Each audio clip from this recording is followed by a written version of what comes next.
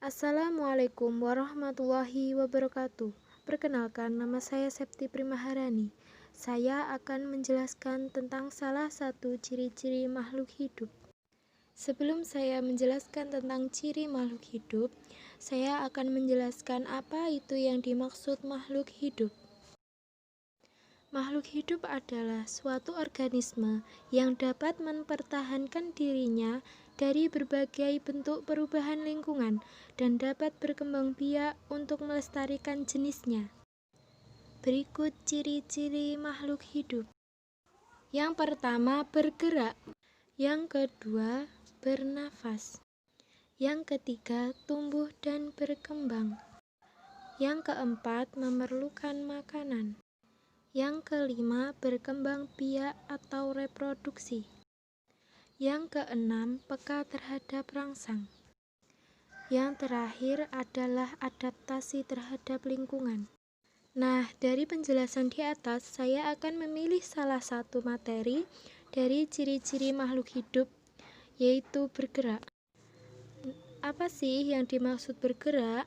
Bergerak adalah perpindahan sebagian atau seluruh bagian tubuh makhluk hidup karena adanya rangsangan internal ataupun eksternal. Makhluk hidup dapat bergerak.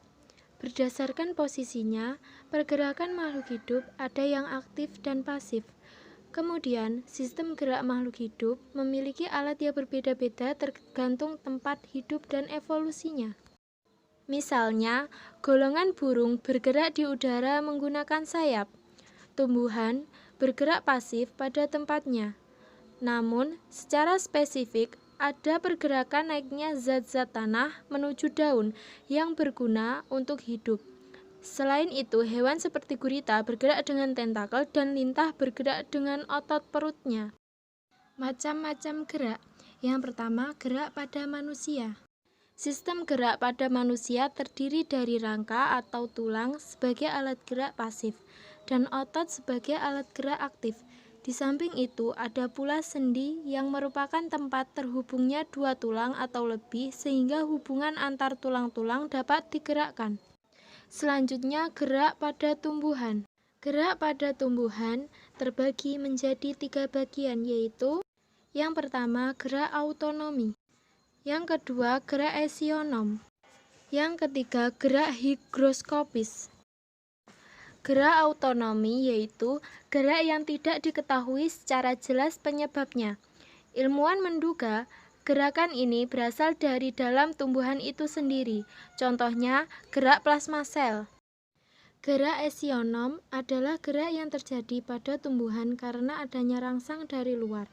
Gerak higroskopis adalah gerak bagian tumbuhan yang terjadi karena perubahan kadar air dari sel-selnya, sehingga tumbuhan tersebut mengalami pengerutan yang tidak sama pada bagian-bagiannya, misalnya terbukanya buah cemara. Macam gerak yang selanjutnya adalah gerak pada hewan. Pada umumnya, hewan invertebrata mempunyai alat gerak khusus, misalnya moluska menggunakan kaki otot seperti bekicot. Coelenterata menggunakan tentakel seperti ubur-ubur, dan masih banyak lagi hewan invertebrata lainnya yang mempunyai alat gerak khusus. Sementara itu, pada vertebrata terdapat tulang dan otot sebagai alat gerak. Otot berperan sebagai alat gerak aktif dan tulang sebagai alat gerak pasif. Contoh alat gerak pada vertebrata misalnya kaki, sirip, atau sayap. Mungkin itu yang dapat saya sampaikan. Ada kurang lebihnya saya mohon maaf. Wassalamualaikum warahmatullahi wabarakatuh.